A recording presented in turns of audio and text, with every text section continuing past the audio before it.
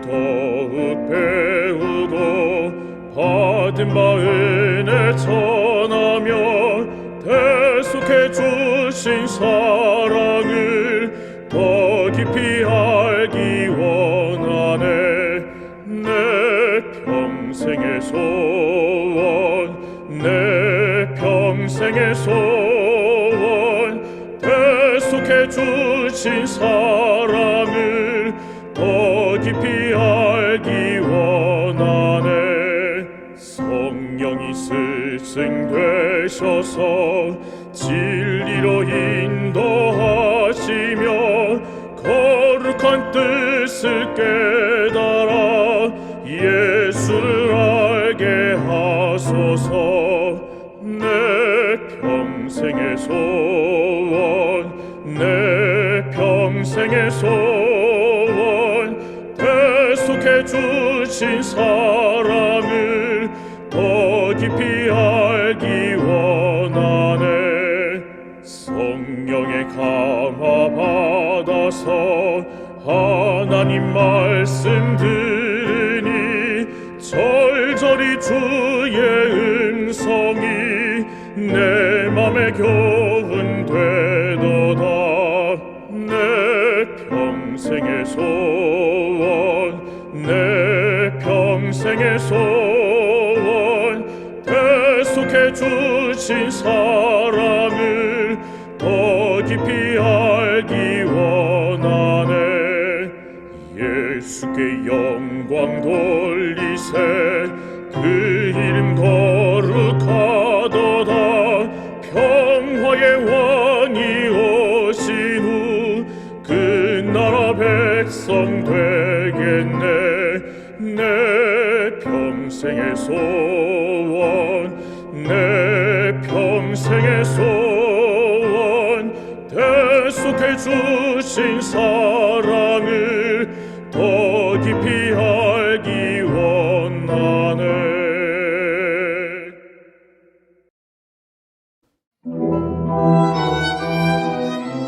22장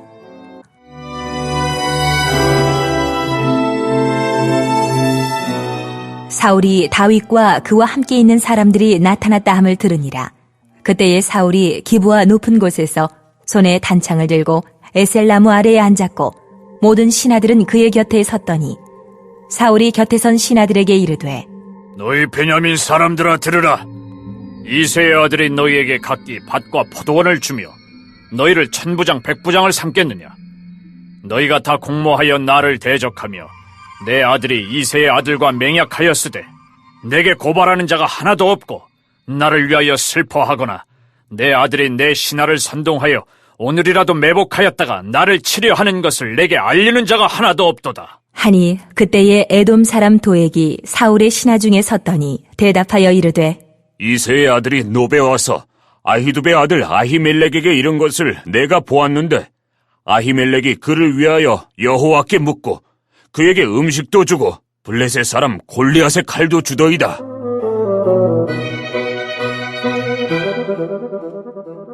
왕이 사람을 보내어 아히두베 아들 제사장 아히멜렉과 그의 아버지의 온 집 곧 노베에 있는 제사장들을 부르매 그들이 다 왕께 이른지라. 사울이 이르되 너 아히두베 아들아 들으라. 대답하되 내 주여 내가 여기 있나이다. 사울이 그에게 이르되 내가 어찌하여 이새의 아들과 공모하여 나를 대적하여 그에게 떡과 칼을 주고 그를 위하여 하나님께 물어서 그에게 오늘이라도 매복하였다가 나를 치게 하려 하였느냐. 하니 아히멜렉이 왕에게 대답하여 이르되 왕의 모든 신하 중에 다윗같이 충실한 자가 누구인지요. 그는 왕의 사위도 되고 왕의 호위 대장도 되고 왕실에서 존귀한 자가 아니니이까. 내가 그를 위하여 하나님께 물은 것이 오늘이 처음이니까 결단코 아니니이다. 원하건대 왕은 종과 종의 아비의 온 집에 아무것도 돌리지 마옵소서. 왕의 종은 이 모든 크고 작은 일에 관하여 아는 것이 없나이다. 하니라.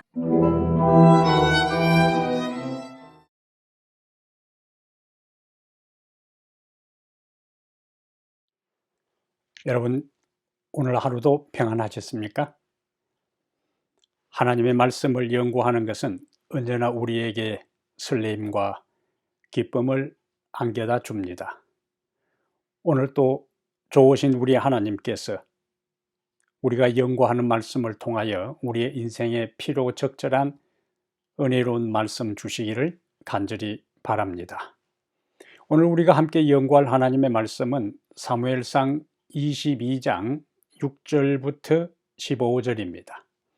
사무엘상 22장 6절부터 15절을 중심으로 해서 자기 연민에서 벗어나라, 자기 연민에서 벗어나라, 이런 제목으로 하나님 말씀을 함께 살펴보겠습니다. 오늘 본문 6절에 보면은 다윗과 그를 따르는 사람들이 다시 유다에 나타났다는 정보가 사울에게 보고가 됩니다.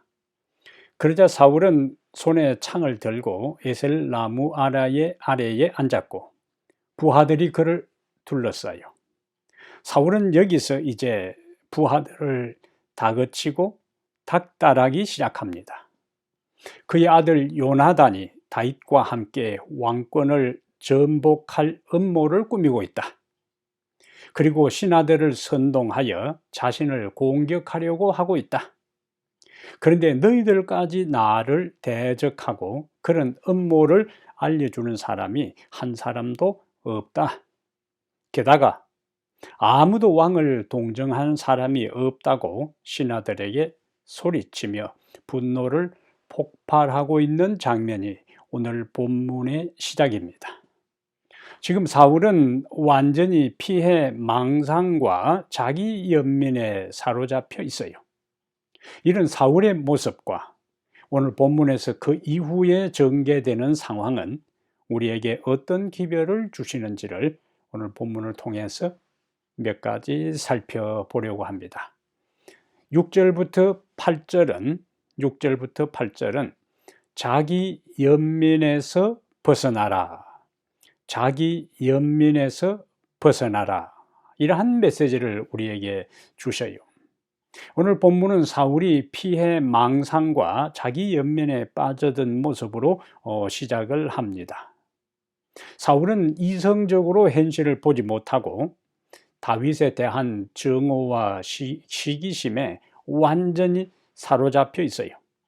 그는 현실과 상상이 뒤죽박죽된 상태에서 미친 듯이 말하고 분노를 통제하지 못하고 막 행동하는 모습이 지금까지 우리가 살펴본 사울의 모습이었습니다.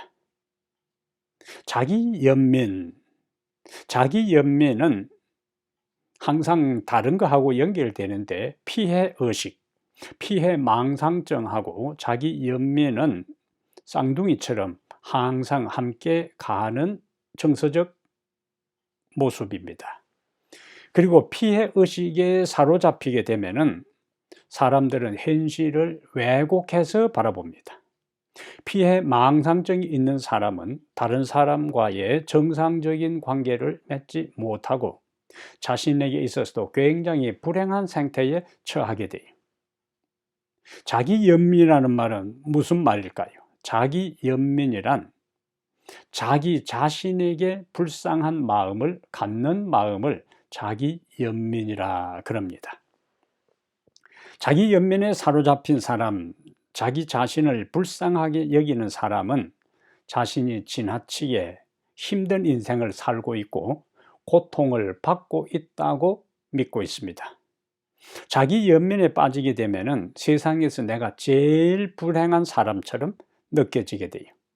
이렇게 되면은 자기 자신도 한없이 불행하고 힘들고 주변 사람들까지 자기 연민에 깊이 빠져든 사람과 함께 살아가는 사람까지도 힘들게 하는 것이 바로 이 자기 연민과 피해의식에 대한 문제입니다.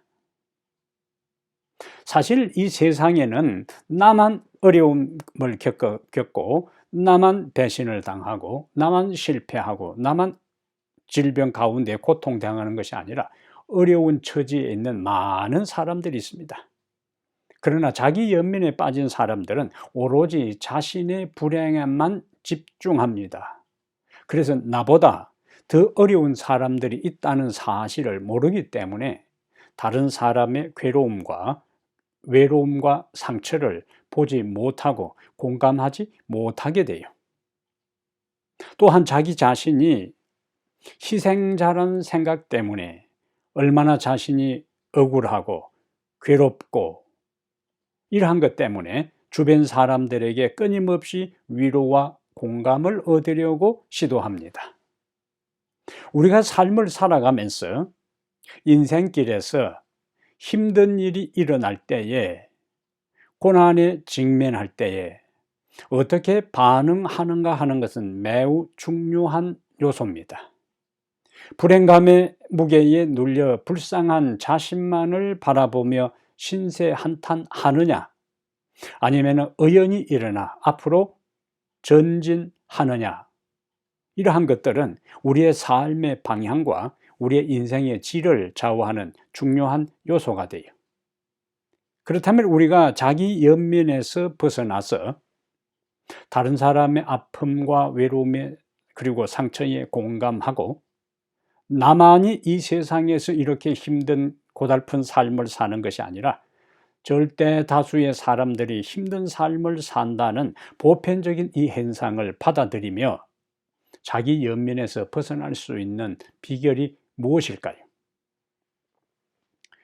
죄의 세상에서 살아가는 사람들은 모두가 각기 다른 불행과 어려움을 겪고 살아갑니다. 단지 그 불행과 어려움의 종류가 정도의 차이이지 모든 사람들이 다 힘겨운 삶을 사는 것은 이 세상의 삶이에요.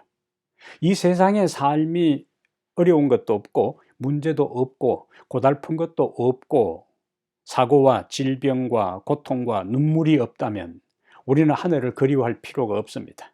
하늘에 꼭 가야 할 이유도 없어요.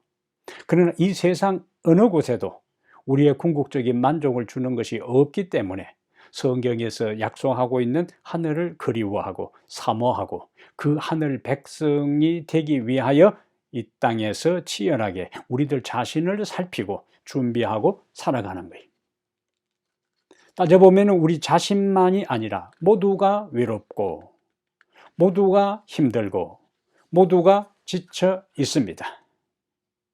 우리는 성경에서 자기 연민에 빠질 수밖에 없는 환경 가운데서도 자기 연민에 빠지지 않고 그의 삶의 질이 다른 한 인물을 볼 수 있는데 바로 그 대표적인 사람이 바울입니다. 빌립보서는 바울이 화오른 집에서 여유로운 삶을 즐기면서 풍요로운 가운데 그의 삶에 아무 부족함도 없고 아무 어려움도 없고 아무 고통도 없는 가운데 쓴 책이 아닙니다. 빌립보서는 로마의 지하 감옥에 투옥되어 있을 때에 빌립보 교회에 보낸 편지가 빌립보서입니다. 이 빌립보서는 비록 로마의 지하 감옥에 투옥되어 있으면서 바울이 자기의 사랑하는 신자들 빌립보 성도들에게 보낸 편지인데 이 빌립보서에 기쁨과 관계되는 표현이 무려 17번이나 등장합니다. 사실 지금 바울은 언제 끌려나가서 사형이 집행될지 모르는 상황이에요. 내일에 대한 인간적 기대가 없는 상황이에요. 석방될 가능성은 보이지 않고 감형될 조짐도 나타나지 않는 그러한 때에 인간적인 상황은 얼마든지 자신의 신세를 한탄할 수 있습니다. 하나님을 원망할 수 있습니다. 자기 연민에 빠져들 수 있습니다. 그런데 그는 그렇게 하지 않았어요. 그는 이미 처음 빌립보에 복음을 전하다가 감옥에 투옥되었을 때에 그는 신라와 함께 그 밤을 불평과 원망과 고통의 몸부림으로 그 밤을 보내지 않고 자신의 고통이 가장 심각한 상태에 물리적인 밤이 가장 깊어갈 한밤중에 바울과 실라는 찬양하기로 선택하고 바울과 실라는 기도하기로 선택해요.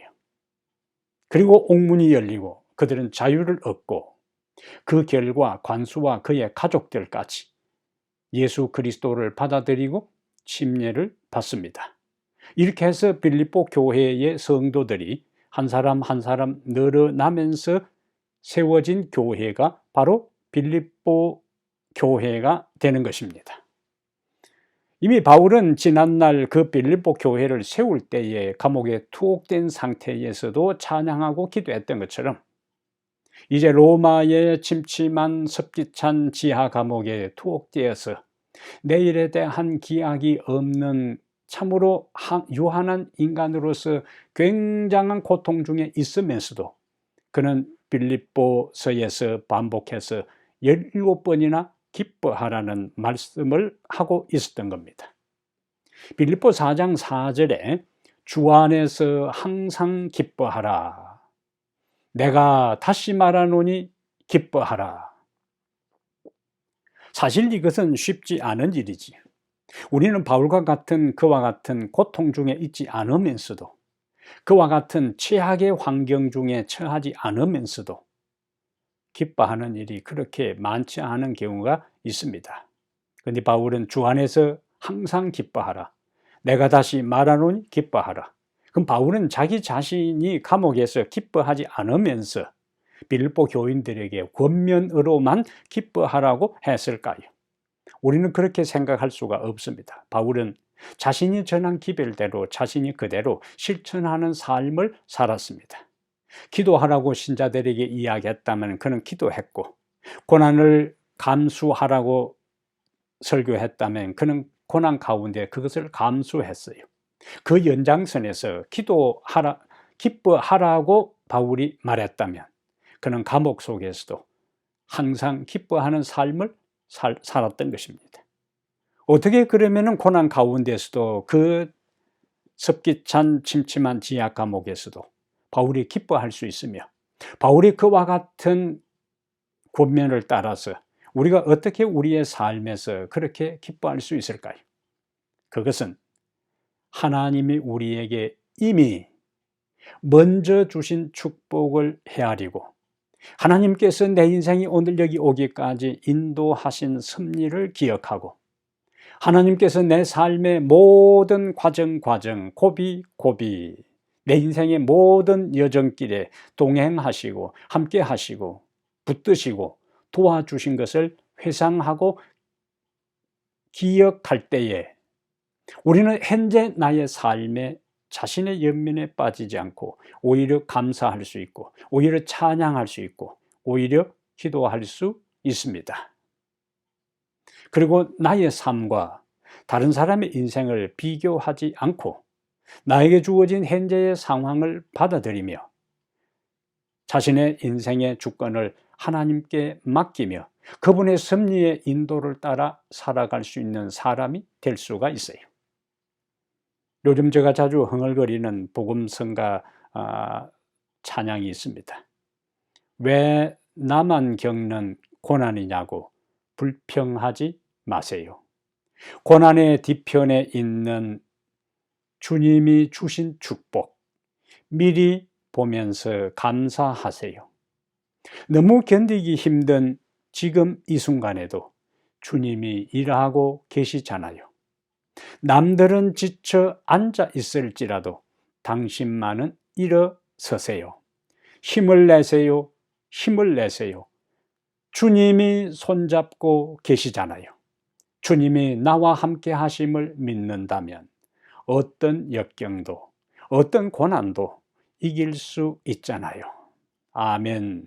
이 노래처럼 불평하지 말고 원망하지 말고 함께 하시는 주님을 믿고 이미 주님께서 지금까지 우리의 인생길 여기까지 인도하시고 함께 하시고 보호하시고 섭리하신 그것을 헤아리고 기억하면서 자기 연민에 벗어나서 오히려 감사하고 오히려 찬양하고 오히려 주님을 찾고 더 헌신하는 성도의 삶이 되기를 바랍니다.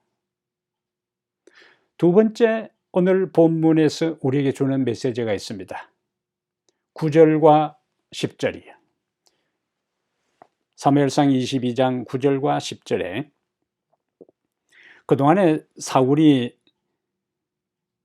여러 사람들이 자기 심지어 아들까지도 다윗과 결탁되어서 음모를 꾸미고 신하들도 배후에서 동조하고 자기를 생각하는 사람, 자기에게 밀고 하는 사람이 아무도 없다고 신하들을 닥달하고 몰아쳤을 때에 도액이라는 사람이 등장해요. 여기 9절과 10절입니다. 그때에 에돔 사람 도액이 사울의 신하 중에 섰더니 대답하여 이르되 이새의 아들이 노베 와서 아히두비 아들 아히멜렉에게 이런 것을 내가 보았는데 아히멜렉이 그를 위하여 여호와께 묻고 그에게 음식도 주고 블레셋 사람 골리앗의 칼도 주더이다. 도액이라는 사람이 사울에게 이제 한 말입니다. 9절과 10절에서 우리가 정리할 메시지는 위선적 신앙인이 되지 말라. 위선적 신앙인이 되지 말라. 사울의 말이 끝나자 기다렸다는 듯이 이 에돔 사람 도액이 입을 열어요. 이 도액은 다윗이 노베에 있는 제사장 아히멜렉을 찾아가서 빵과 칼을 요구했을 때에 잠깐 등장했던 인물입니다. 이 도액이라는 인물에 대한 엘렌 G. 화이트의 평가는 이렇습니다. 부조선지자 659페이지에 도액의 인간됨에 대한 것을 이렇게 평가하고 있어요. 사울은 신하들에게 자기를 대적하는 음모를 꾸몄다고 단정하고 값진 선물과 명예스러운 지위를 주겠다는 약속으로 그들을 매수하여 그의 백성 중에 다윗의 편이 된 자를 알리라고 하였다. 그러니까 값진 선물과 명예로운 지위를 약속하면서 너희들이 알고 있는 그 모든 음모에 대한 계획, 반역에 대한 그 계획들을 자기에게 알리라는 거예요. 알리면은 값진 선물을 주고 명예로운 지위를 하사하겠다는 약속입니다.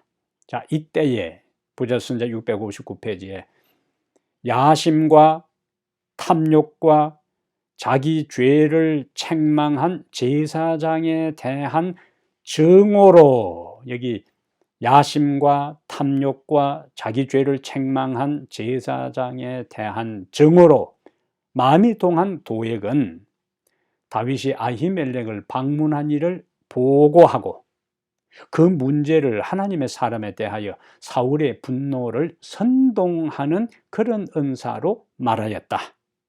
지옥을 불태우는 듯한 악의에 찬 혀에서 나온 말은 사울의 마음속에 최악의 감정을 분기시켰다. 이렇게 표현하고 있어요.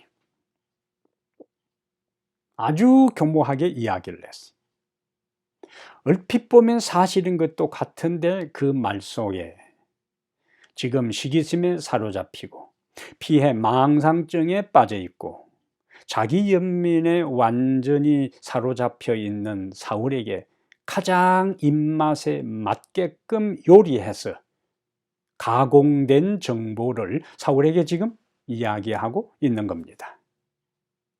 그런데 도액이 왜 제사장 아히멜렉에 대한 것을 사울에게 이야기했는가 하는 문제에 대해 세 가지 특징을 얘기하는데 야심과 탐욕과 자기죄를 책망한 제사장에 대한 증오로 도액이 제사장 아히멜렉이 다윗에게 빵과 칼을 제공한 것에 대한 것을 이야기를 했어요. 두 가지를 동시에 생각했다는 거예요. 이 야비한 도액은 사울에게 자기가 본 것을 이야기했을 때에 왕으로부터 지위를 얻고 왕으로부터 엄청난 선물을 받음과 동시에 자기 죄를 책망한 제사장 아히멜렉을 복수하기 위한 마음으로 고발했다는 것이 엘렌 G. 화이트의 표현입니다. 이 말씀 중에 가장 중요한 것은 도액이 아히멜렉을 왕에게 고발한 핵심적인 이유가 자기 죄를 책망한 제사장에 대한 증오라는 표현이에요. 우리는 앞에 21장 7절에서 사울의 신하 중 한 사람이 여호와 앞에 머물러 있었다 하는 말을 그냥 21장에서는 그냥 지나가듯이 표현해요.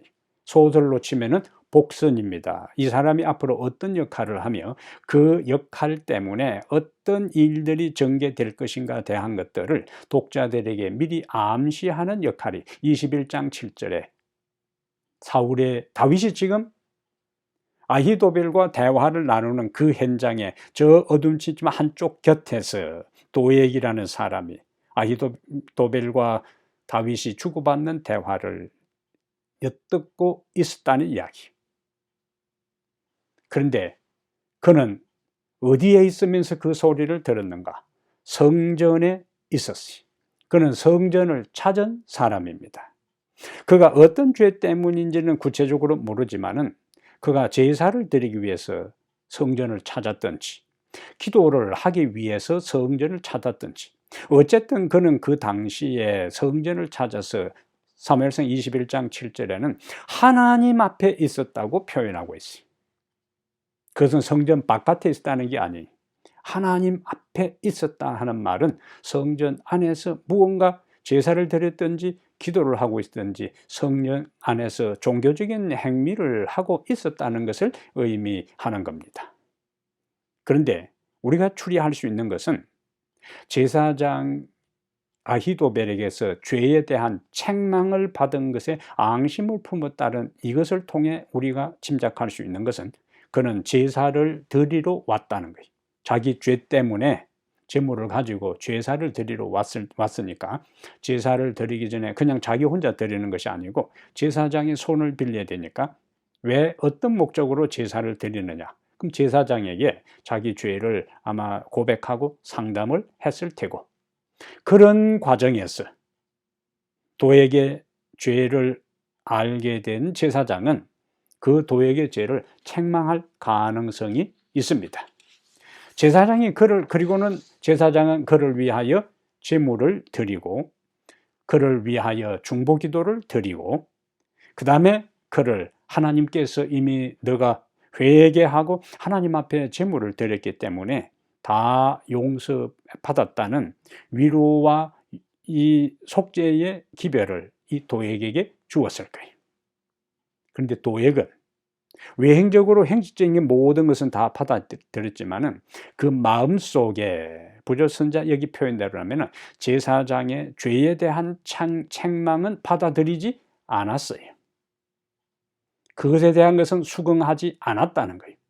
겉으로 그가 제사장과 함께 제물은 드렸다 할지라도 그가 제사장이 그 피를 받아서 휘장에 뿌렸다 할지라도 그가 그 하나님 앞에 무릎을 꿇고 기도는 했다 할지라도 그에게 있어서는 진정한 가슴을 찢는 마음을 찢는 통회의 회개의 기도, 죄의 고백의 기도는 있지 않았습니다. 제사장에 주는 책망을 받아들이지 않았다 하는 이 표현이 바로 그 사실을 말해주고 있어요. 그는 성전을 찾을 때마다 제사장이 자신에게 해준 일을 생각하지 않았습니다.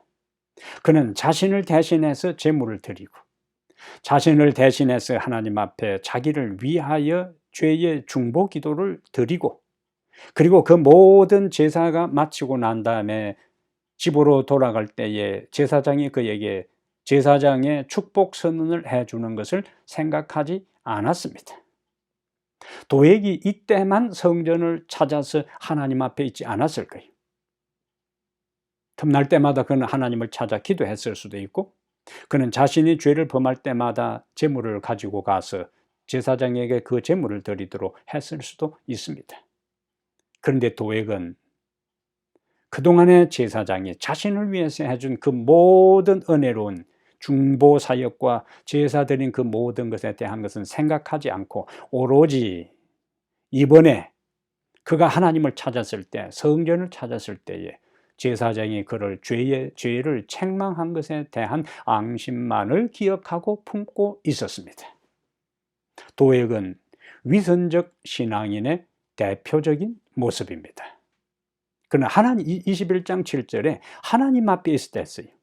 하나님 앞에 제물을 드리고 하나님 앞에 기도하고 하나님 앞에 머물던 그 사람이 그 하나님의 제사장을 사울에게 고발하고 밀고 하여 나중에 직접 자기 손으로 그들을 처형하는 중심 인물이 되고 마는 것입니다. 그는 성전에서 실제적으로 성전을 방문하고 자신을 대신해서 제물을 드리고 중보 기도를 해주고 자기에게 축복 기도를 해주었을 때는 연신 제사장에게 예의를 갖추고 고맙다고 했을 거예요. 감사하다고 했을 거예요. 그리고 제사장에게 감사 예물도 드렸을 것입니다.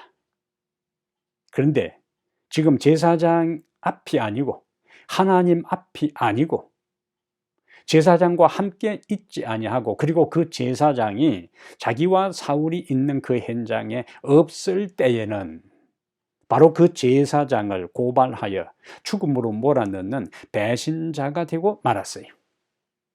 그는 그따르고 속이 달랐습니다. 그는 표리 부동한 인간의 전형적인 모습입니다. 그는 성전을 찾았고 하나님의 성전에 머물렀던 사람이지만 성전이라는 것이 죄 문제를 해결하는 곳이기 때문에 성전을 찾은 그에게 죄를 책망하고 죄를 회개하고 올바른 삶을 살도록 권면했던 제사장에 대해 앙심을 품고 결국 그를 죽음의 사지로 내몰았다는 말씀입니다. 오늘날 교회에도 그런 사람이 있을 수 있습니다. 그리스도인은 그 사람 앞에서 하는 말과 그 사람이 없을 때 그 사람에게 하는 말이 달라서는 안 됩니다. 그리고 주변의 부정적인 평가에 휩쓸려 덩달아 맞장구를 치고 동조해서도 안 되는 것입니다. 오늘 우리는 이런 기도를 드려야 합니다. 주여, 위선적인 신앙인이 되지 말고 그런 상태에서 벗어나게 해 주시옵소서. 이 기도가 우리 모두가 드려야 할 중요한 기도가 되기를 바랍니다. 세 번째, 오늘 본문에서는 11절부터 15절에 옳은 사람을 정당하게 옹호하라. 옳은 사람을 정당하게 옹호하라는 메시지를 주셔요. 이제 사울은 도에게 정보에 기초해서 아히멜렉과 다른 모든 제사장들을 사울 앞으로 소환합니다. 22장 11절에 왕이 사람을 보내어 아히두베 아들 제사장 아히멜렉과 그의 아버지 온 집 곧 노베 있는 제사장들을 부르매 그들이 다 왕께 이른지라. 이들은 영문도 모르고 다 소환당해 왔어요. 한 명 대제사장만 아니라 모든 제사장들을 갑자기 노베에서부터 이 사울이 자기 휘신아들과 있는 이곳으로 급히 부른 것에 대해 의안이 벙벙한 것이죠. 왜 갑자기 왕이 자기들 제사장 전체 그룹을 무리들을 다 급히 소환하는지 지금까지 한 번도 없었던 초유의 일이었기 때문에 그들은 긴장하고 그들은 불안한 가운데 도대체 무슨 일이 앞으로 전개될 것인가 초조하고 불안한 가운데 왕 앞에 왔을 거예요. 제사장들이 다 사울왕 앞에 왔을 때에 사울이 제사장들을 어떻게 대하는지 우리가 눈여겨봐야 합니다. 이 사울이 제사장들을 어떻게 대하는고 어떻게 말하는가 그 자체가 굉장히 중요한 메시지를 우리에게 전해주고 있어요. 21장 12절에 제사장 그룹이 다 사울 앞에 왔을 때에 12절에 사울이 이렇게 이야기합니다. 사울이 이르되 너 아히두베 아들아 들으라. 너 아히두베 아들아 들으라. 누구를 보고요? 대제사장을 보고 너 아히두베 아들 들으라. 대답하되 내 주여 내가 여기 있나이다. 사울의 질문과 사울의 말에 대한 제사장의 반응은 극명한 대조를 이룹니다. 사울은 아히멜렉 제사장을 부를 때에 제사장 호칭을 사용하지도 않았습니다. 너 아히두베 아들아, 제사장 호칭을 사용하지 않았어요. 심지어 아히멜렉이라는 제사장의 이름도 부르지 않았습니다. 대신 그의 아버지 아히두베 아들이라고 호칭했어요. 무엇을 의미할까요? 사울은 제사장이 그의 앞에 왔을 때에 이스라엘 민족의 모든 종교 지도자의 책임자인 이 아히멜렉을 뜬금없이 호출해놓고 그 다음에 그 제사장을 향해서 너 아히두베 아들아 들으라 이렇게 한 거예요. 이것은 아히멜렉을 제사장의 이름을 칭호를 부르지 않고 그냥 아히두베 아들이라고 사용한 것은 아히멜렉을 하나님의 기름 부은 제사장으로서 존중하지 않은 것입니다. 완전히 무시한 거예요. 그의 이름을 부르지 않은 것은 그의 존재 자체를 인정하지 않고 전적으로 경멸한다는 것이 너 아히두베 아들이라는 이 사울의 표현 가운데 함축되어 있는 그러한 내용이고 의미가 되는 거예요. 이것은 사울이 하나님의 제사장을 이스라엘의 모든 민족을 위하여 날마다 성전에서 중보하고 헌신하고 기도하는 제물을 바치는 그 제사장에 대한 의식과 생각이 어떠한지를 단적으로 보여주는 거예요. 그는 하나님의 제사장을 인정하지 않았어요. 그는 아히멜렉이라는 존재 자체도 인정하지 않았습니다. 그래서 제사장이라는 타이틀도 부르지 않고 그의 이름도 부르지 않았던 것입니다. 하나님을 떠난 자의 인생의 모습이에요. 하나님을 두려워하지 않는 자들은 하나님이 세우신 자들을 함부로 대하고 막 대하는 겁니다. 하나님을 두려워하는 사람은 함부로 그렇게 하지를 못해요. 하나님께서 세우신 영적 지도자를 어떤 태도로 대하는가 하는 것은 그 영적 지도자를 세우신 하나님에 대한 태도를 그대로 반영하는 것입니다. 만약에 사울이 초기에 하나님의 영에 사로잡혔던 그것이 연장선이라면 감히 제사장을 자기 한테로 오라고 집단 호출을 하지도 않을 것이고, 그리고 그것을 무슨 완전히 호출해서 열중시어 차려 자세로 세워놓고 너희 아히두베 아들아 하는 이것은 상상조차 할 수 없는 거예요. 사울의 마음속에 하나님에 대한 두려움이 사라지고 하나님에 대한 경외심이 제거되고 그의 영혼을 감동시켰던 성령이 떠나는 순간에 그는 더 이상 하나님도 두려워하지 아니하고 하나님이 세운 기름 부은 제사장도 그는 존경하지도 않고 두려워하지도 않고 그의 칭호도 타이틀도 이름도 부르지 않고 완전히 경멸하고 멸시하고 무시하는 그러한 모습을 연출하고 마는 것입니다. 하나님은 자신이 세운 자들에 대해서 함부로 대하는 사람들을 죄 없다 하지 않습니다. 그래서 엘리야가 하늘로 승천한 다음에 그의 후계자가 되어서 이제 돌아올 때에 그 마을의 청년들이 대머리에 올라가라 할 때 하나님께서 숲속에서 곰들이 나와서 그 청년들을 찢어 죽인 그것은 하나님의 종들을 함부로 하지 말라는 하나님의 엄숙한 경고인 것입니다. 만약에 하나님께서 그때 그 사건을 청년들이 이제 첫 선지자로서 출발하는 엘리사가 그 마을의 젊은 망나니 같은 청년들에게 조롱을 당해도 아무 일도 일어나지 않았더라면 엘리사가 앞으로 하나님의 종과 기별자로서 복음을 전하는 데 있어서는 큰 장애물이 되었을 것입니다. 그래서 하나님은 그것을 용납하지 않았어요. 선지자를 함부로 대하고 평가하는 것은 그 선지자를 세운 하나님에 대한 도전으로 알고 하나님은 바로 곰들을 통해 선지자를 모욕하고 조롱한 그 젊은이들을 심판하신 것입니다. 하나님은 오늘날 직접적인 그런 심판은 하지 않는다 할지라도 하나님의 세우신 사람들을 함부로 사울처럼 대하는 사람들을 죄 없다 하지 않을 것입니다.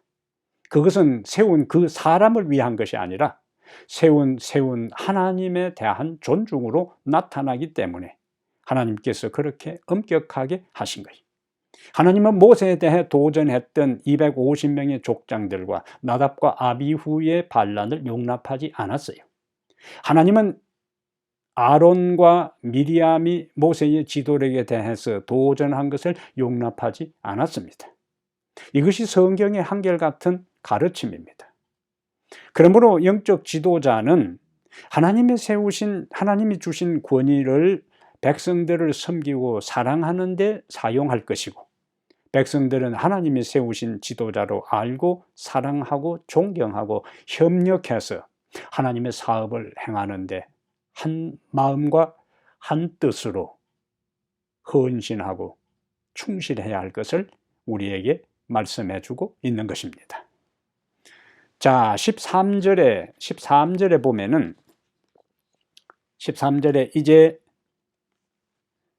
사울이 그에게 이르되, 이제 아히두벨 호출해 놓고 세워 놓은 다음에 아히두베 아들아, 그의 제사장 직분도 말하지 않고 이름도 말하지 않고 완전히 경멸하고 무시해 놓고 이제 신문을 시작합니다.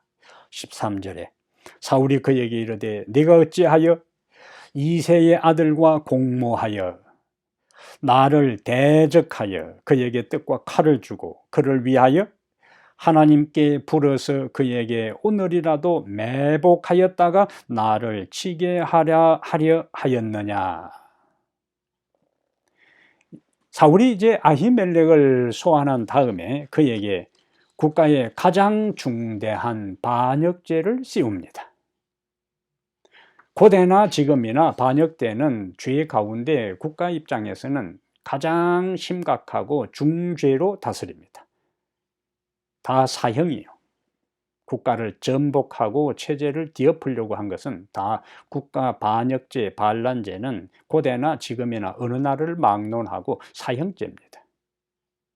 그런데 왕의 입에서 무죄한 제사장을 뜬금없이 호출해 놓고 반역죄로 지금 누명을 씌우는 상황이에요.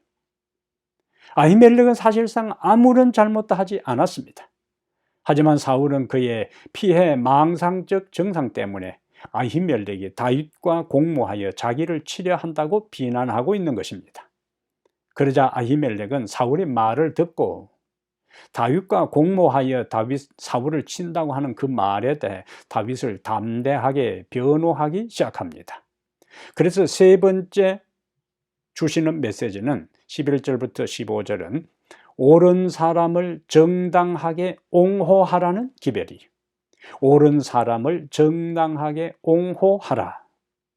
아히멜렉은 자기가 알고 있는 다윗이 왕의 입에서 왕의 판단으로 반란을 일으키는 반란 수괴로, 그리고 자신이 그 반란 수괴를 돕는 사람으로 몰아칠 때에 사울의 말을 듣고 다윗이 그렇지 않다는 사실을 그는 담대하게 변호하기 시작하는 것이 14절이에요.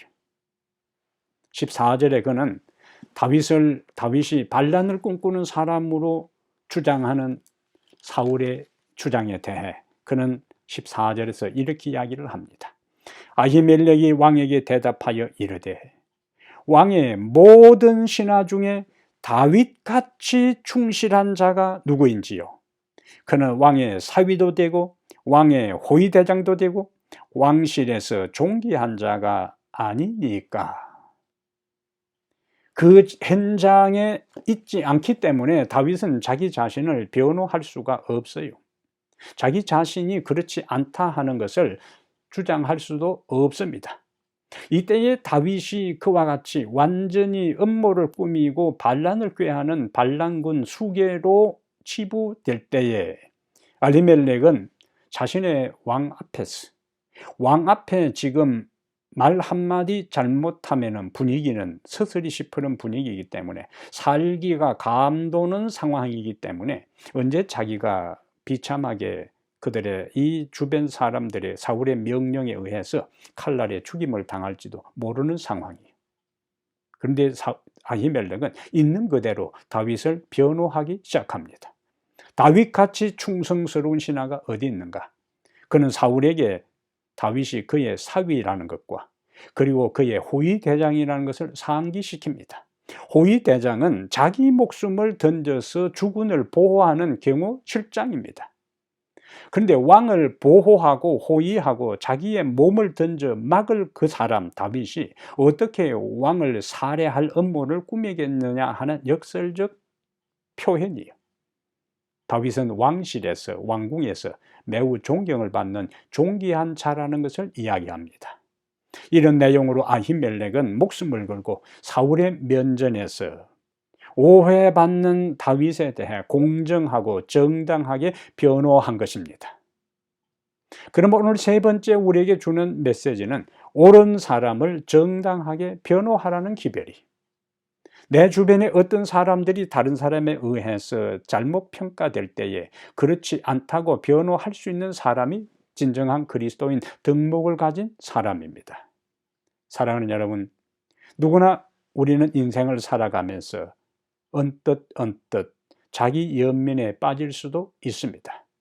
하지만 우리는 그리스도께서 우리를 도우시고 함께 하신다는 것을 생각하고 이미 주신 축복을 생각하고 헤아릴 때 자기 연민에서 벗어날 수 있습니다. 우리는 오늘 본문에서 위선적인 신앙에서 벗어날 것을 주께서 말씀해 주셨어요. 그리고 주님이 우리를 하나님 앞에 변호하는 것처럼 내 주변의 사람들을 정당하게 옹호하는 그들의 허물과 그들의 약점과 그들의 실수와 결점을 이야기하는 대신에 내 주변에 내가 알고 있는 사람들의 좋은 점과 아름다운 점과 긍정적인 모습들을 부각시켜 그들의 인격과 품성을 옹호해주는 아름다운 인격을 가진 덕목을 가진 그리스도인이 되도록 하나님께서 우리에게 말씀하십니다. 자기 연민에서 벗어나고 위선적인 신앙에서 벗어나고 정당한 다른 사람을 옹호하는 그리스도인으로서 살아가게 되기를 다시 한번 축복합니다.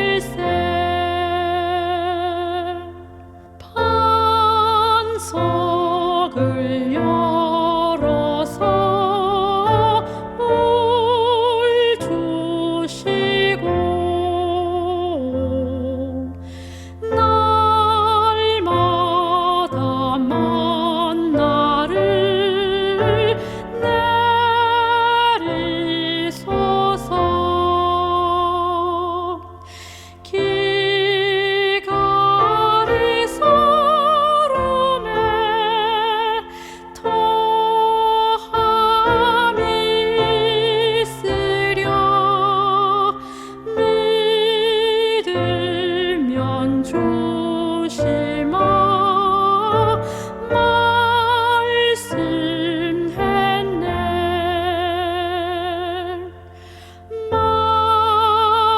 마라에 쓴 경험 당할 때면 마시기 두려워 불을 짓네. 큰 가지 되신 주 날 도와주실 때 내 전에 쓴 맛은 사라지네. 주와 함께 동행기 원이오니 붙들어 주심을 비옵니다. 늘 곁에 계시어 능력을 주시고 주 위에 살도록 도우소서.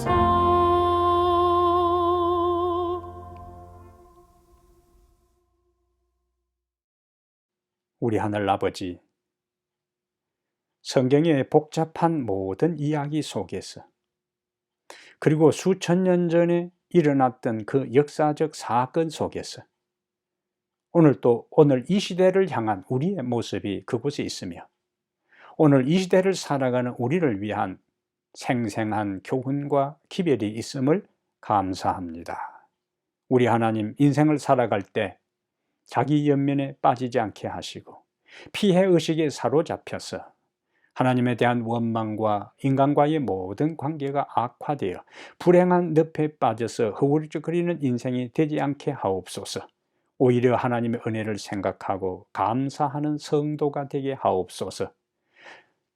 도액이 성전에 있고 하나님 앞에 있었지만은 자신을 영적으로 지도한 사람을 오히려 훗날에 칼날로 죽이는 참으로 있을 수 없는 그 사람이 바로 도액이었습니다. 우리가 은혜를 입은 사람, 우리가 은혜를 경험하고 받은 사람에 대해 그 은혜를 악으로 갚지 않게 하시고 언제나 그때에 받았던 은혜와 감동을 고마워하고 감사하는 마음을 유지하며 간직하며 살아가게 해 주시옵소서.